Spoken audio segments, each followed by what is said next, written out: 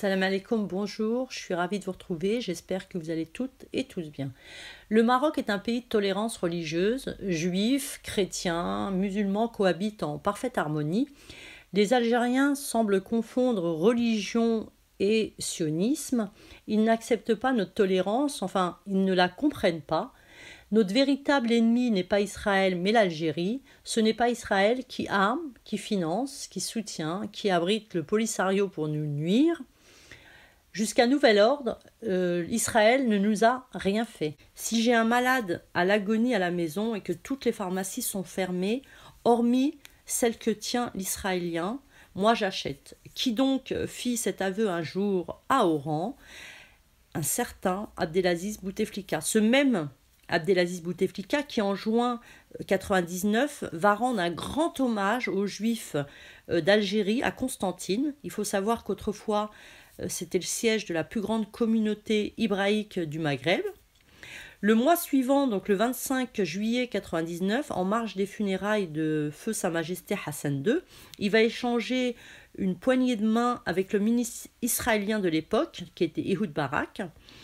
L'année suivante, donc en juin 2000, à Paris, il va accorder un entretien à Henri Hadjenberg, qui est le président du CRIF, donc c'est le conseil représentatif des institutions juives de France.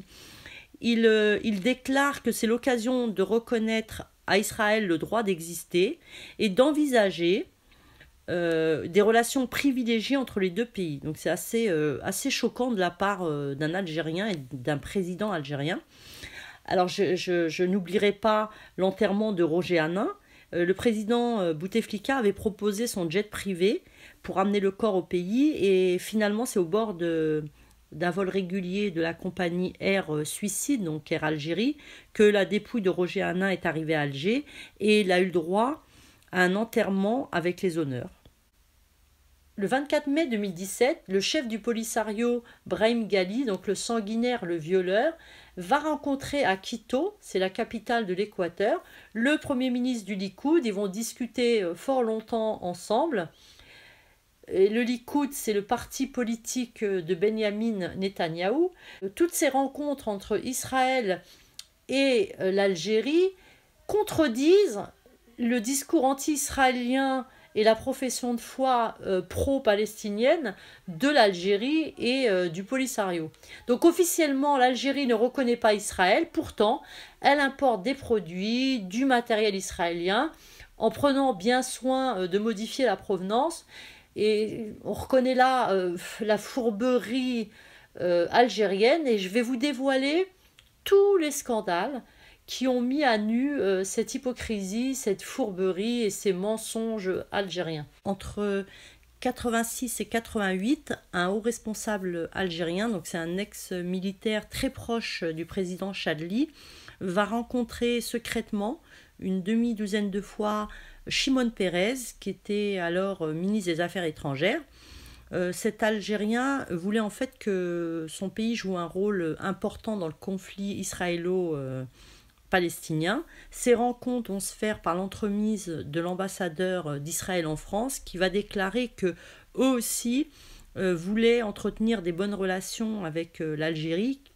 À l'époque, l'Algérie occupait une place importante au sein des non-alignés, du monde arabe et aussi de l'ONU. L'Algérie demandait juste une chose, c'est que Israël reconnaisse l'OLP. En fait, à l'époque, ils n'étaient pas mûrs et leurs rencontres se sont arrêtées. Israël ne voulait pas reconnaître l'OLP. Elles vont reprendre leurs relations en 1994 et c'est avec l'arrivée d'une grande délégation en Algérie, d'une délégation secrète du ministère israélien de la Santé, et ils vont signer leur premier contrat commercial. Un an auparavant, donc Israéliens et Palestiniens avaient signé à Oslo les accords qui ont lancé le processus de paix. Donc Arafat et l'OLP étaient reconnus par Israël. Du coup, pour Alger, il n'y avait plus aucun obstacle. Et ils ont commencé donc à commercer avec Israël. Les médecins israéliens étaient très euphoriques. Ils allaient enfin côtoyer dans les congrès médicaux leurs confrères arabes et maghrébins. Et c'est dans l'un de ces congrès qu'un haut fonctionnaire algérien est venu voir un médecin et a demandé si Israël était prêt à leur vendre des médicaments.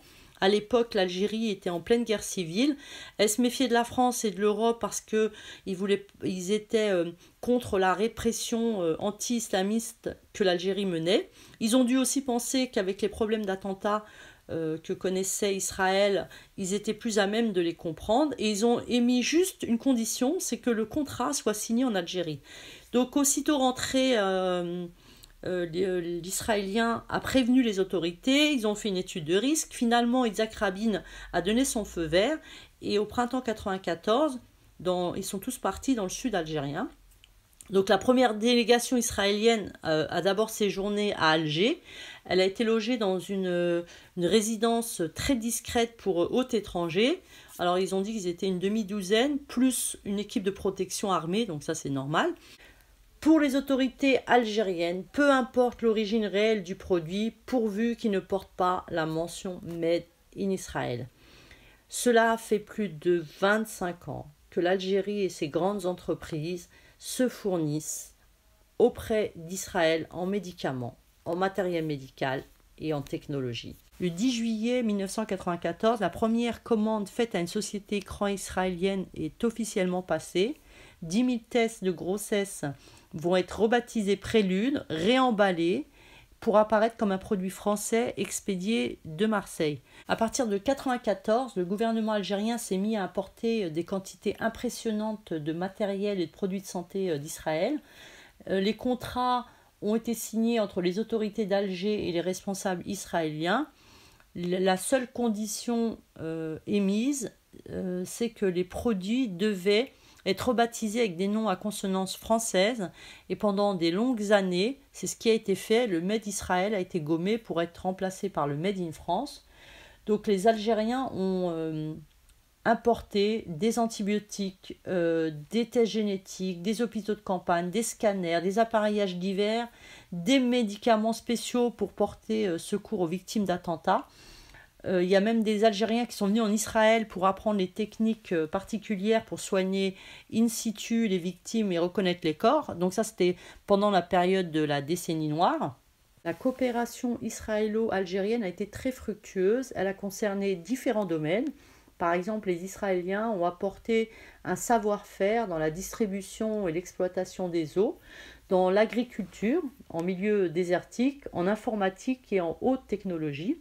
Un haut fonctionnaire israélien au ministère de la Science a avoué que plusieurs projets de coopération ont impliqué les Algériens, que depuis 1994, ils ont eu des contacts réguliers avec la société civile algérienne.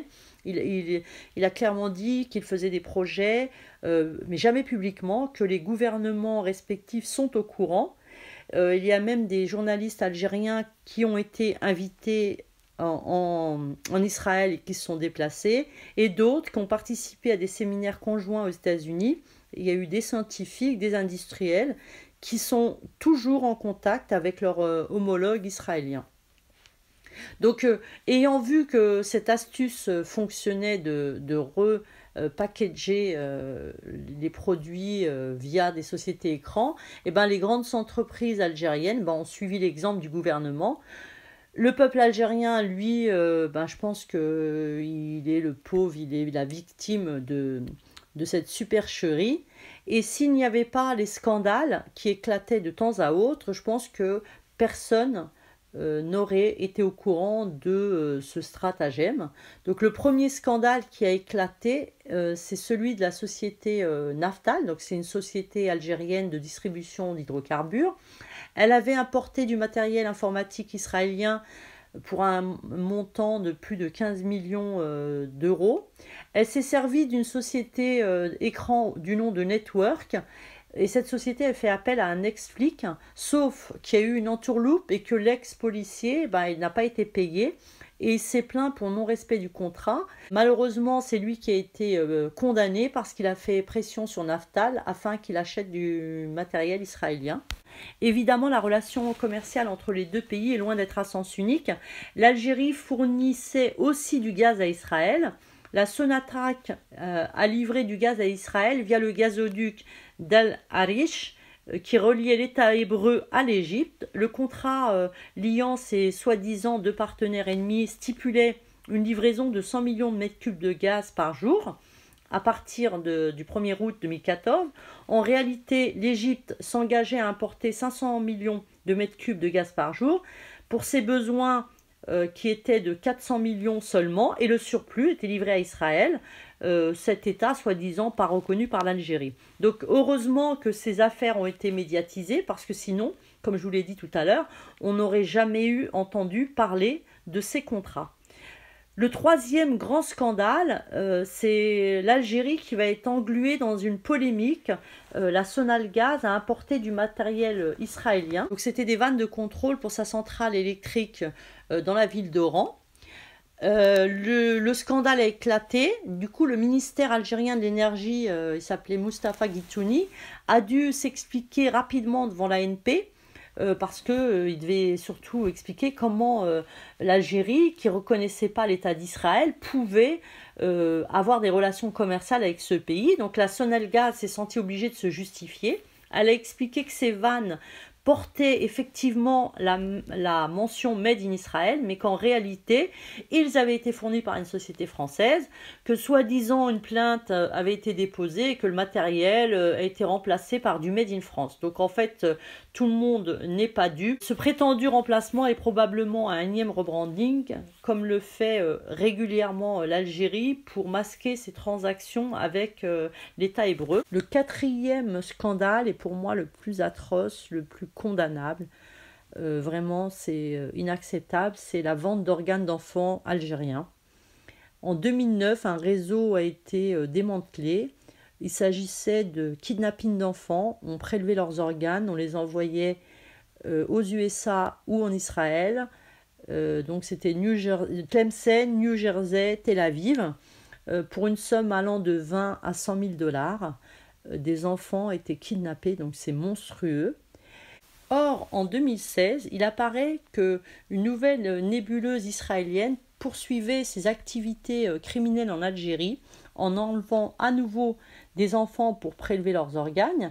Ce phénomène de disparition ne cessait d'augmenter et c'est un communiqué de la DGSN qui a annoncé donc le démantèlement de cette cellule et l'arrestation de 5 Israéliens qui composaient donc cette organisation. Ils ont été interpellés à Oran.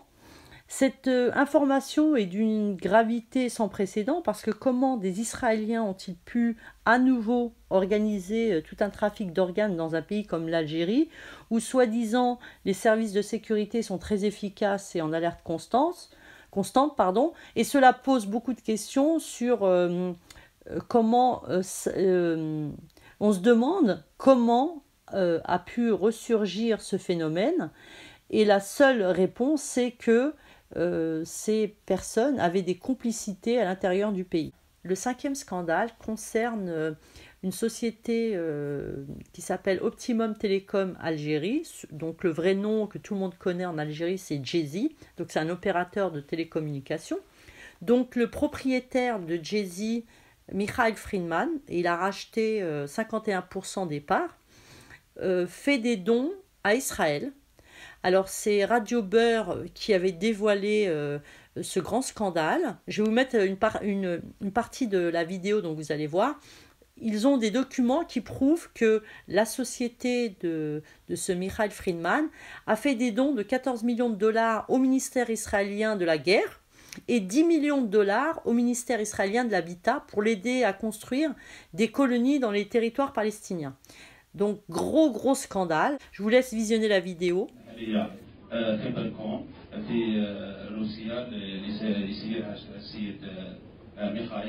ميخائيل احنا عندنا تقارير بانه عنده منظمات تدعم اليهود في اسرائيل، منظمه معروفه جدا، وهذه المنظمه هذه المنظمه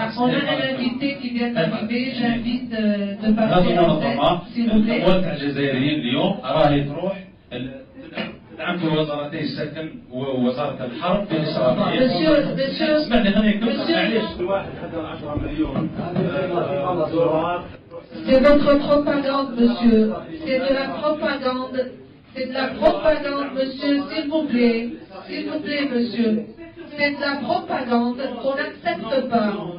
C'est de la propagande qu'on n'accepte pas. C'est de la presse. C'est de la presse. Ça ne me regarde pas. Ça ne regarde pas, monsieur, cette propagande.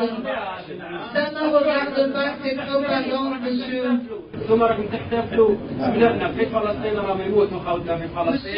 Monsieur, nous on accueille les Palestiniens chez nous et on supporte les Palestiniens. On n'a pas de souci avec ça. On n'est pas en train de faire de la politique. S'il vous plaît. C'est de la méchante propagande. من فئة ثانية بطريقة غير مباشرة ما تقطعش الفرح وهذا راهو مال هذا راهو مال Très bien, très bien. S'il vous plaît, sortez d'ici. On n'est pas là pour faire de la propagande. ومن جهة ثانية أموال الجزائريين وبطريقة غير مباشرة دعم إسرائيل Allez, t'attacher au hibou avec ta tasse. Ne regarde pas ça. Sortez d'ici. On est une entreprise télécom. Ne regarde pas ça. Le sixième scandale concerne des vêtements pour enfants et femmes étiquetés Made in Israël. Ils ont été découverts par des clients dans un grand nombre de magasins du centre de la ville de Tiare. Donc l'Algérie est devenue une véritable passoire où tous les produits israéliens parviennent facilement sur leur point de vente. Et le plus scandaleux, c'est des t-shirts portant une étoile de David qui ont été trouvés dans la ville, dans la commune de Barika. Et il y avait inscrit en anglais Israel Defense Forces, donc les forces de défense israéliennes. Ils se vendaient l'unité à 220 dinars.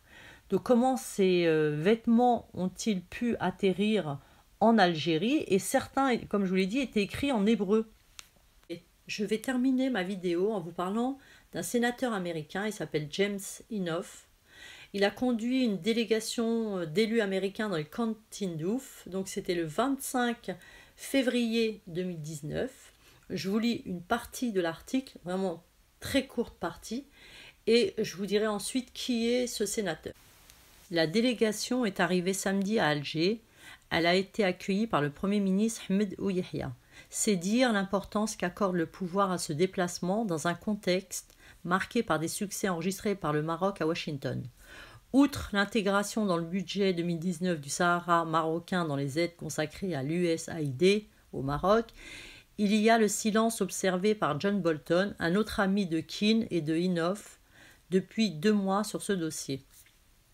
Cette visite intervient alors que le Polisario se prépare à célébrer le 43e anniversaire de la création de la RASD. James Inhofe a eu une réunion avec Brahim Ghali. Qui est ce James Inhofe? Alors ce sénateur est connu pour être l'un des fidèles amis, des plus inconditionnels partisans de l'État d'Israël. À tel point qu'en mars 2002, il prononce un discours virulent au Sénat américain dans lequel il n'hésite pas à qualifier les attentats du 11 septembre 2001 comme une punition divine contre l'Amérique pour ne pas avoir suffisamment soutenu Israël.